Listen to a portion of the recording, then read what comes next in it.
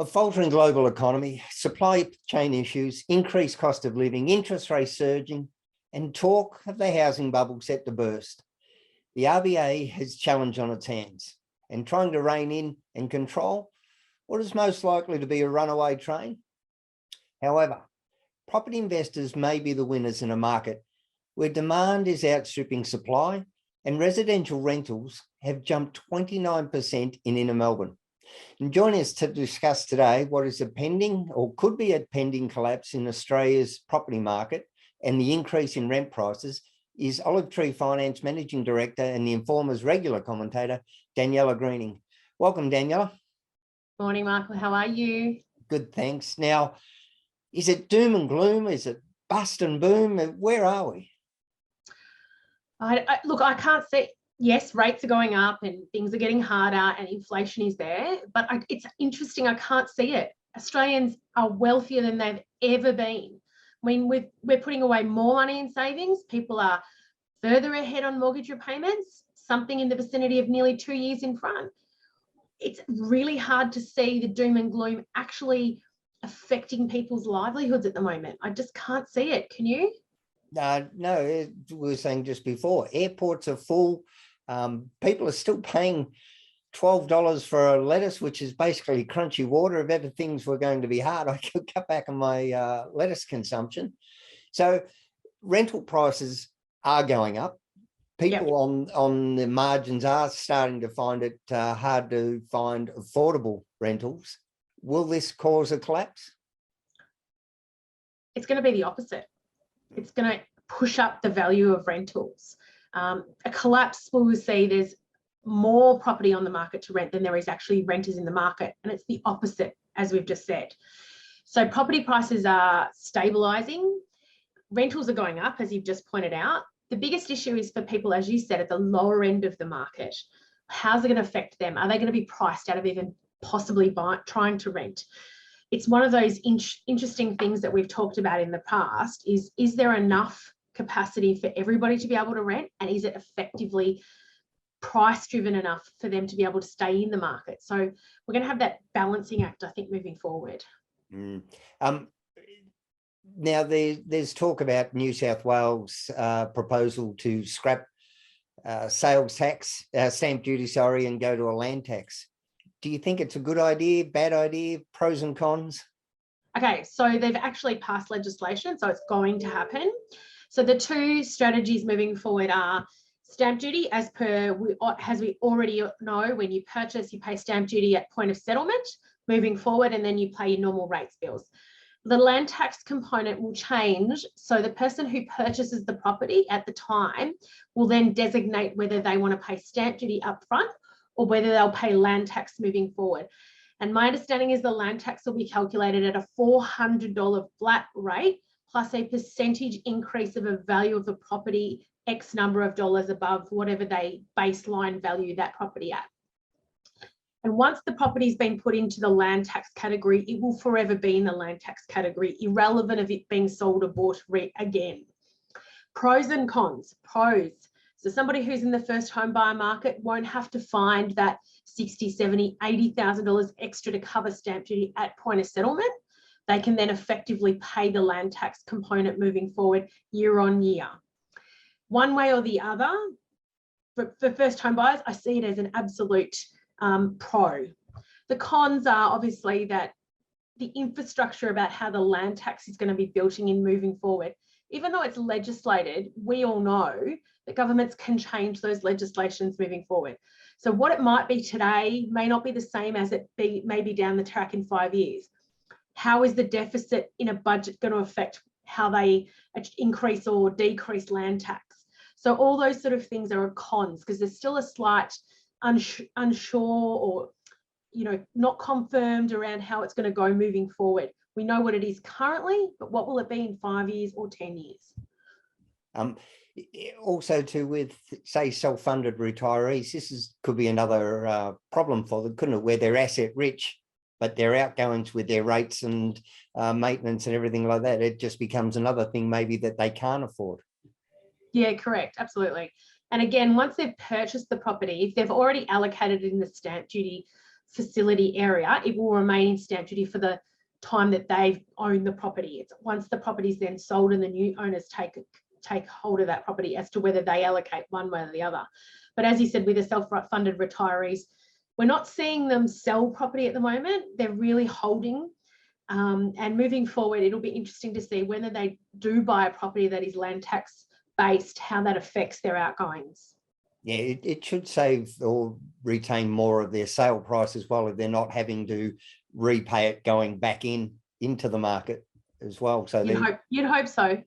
Yeah. Now the perennial question, buy, sell, or the third option, which doesn't get much of a run, sit still and hold your powder dry. Where do you think we are, Danielle? It's still a seller's market. There is still far more buyers than there is sellers in the market. I still think if you're looking to sell, the market's still reasonably strong. There is still a shortage of sellers, so people are holding still. It's interesting, as bank rates are going up, I don't know whether that's going to affect people selling or wanting to sell, because obviously once you sell, you've still got to get back into the same market again. So it'll be interesting. Now, there's also a few new players in the market with an overseas scheme, not scheme, but an overseas option that's starting to pop up here is the build to rent. Do we think that now is the time for that to be pushed and maybe incentivised by governments?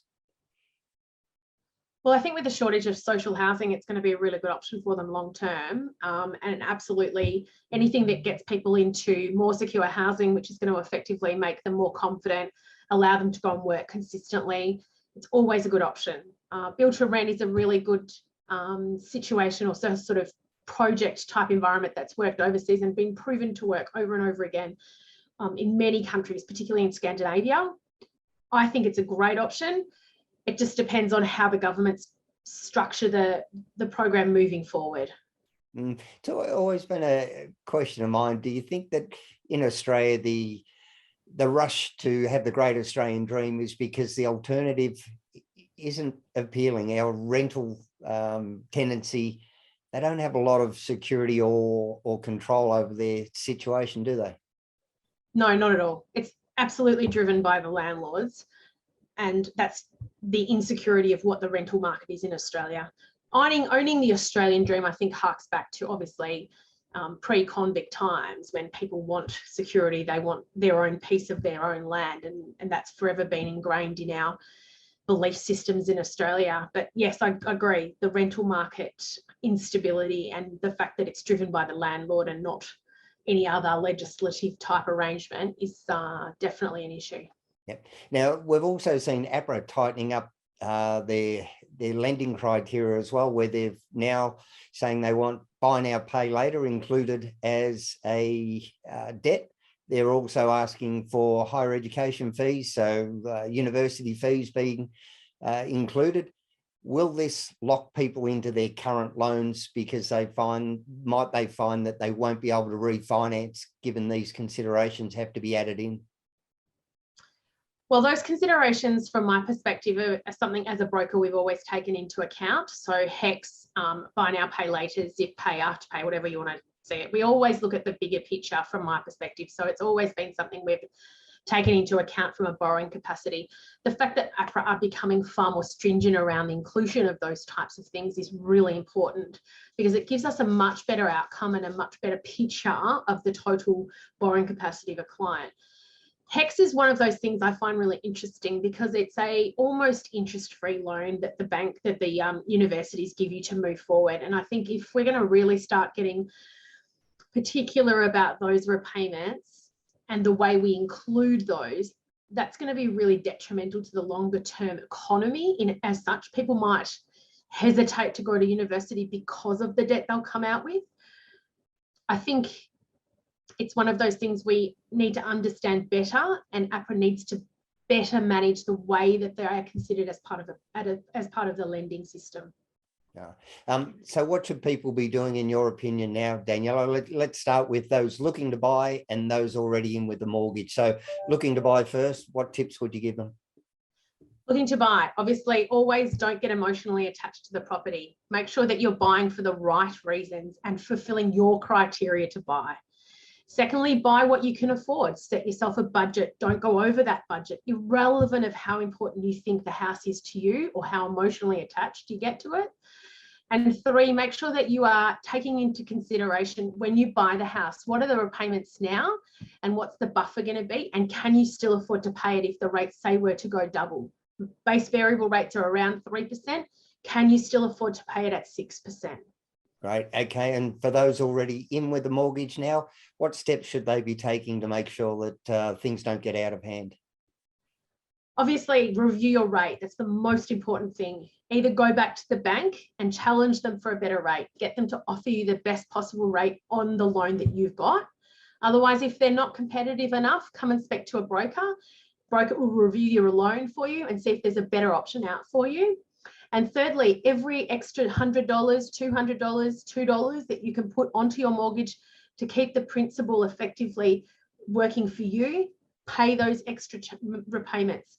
Even changing from monthly to fortnightly, Michael, will really help. I'm actually wondering now if the 2022 version of the smashed avo on toast that wore a lot of blame is going to be a salad sandwich. It's interesting. They're talking about how much does it cost to buy a salad at a cafe now. Yeah. And it's, to me, salad is just taking up real estate on the plate that could be covered by chips, Danielle. All right. So Daniela Greening from Olive Tree Finance, thanks so much for your tips. Great. Thanks, Michael.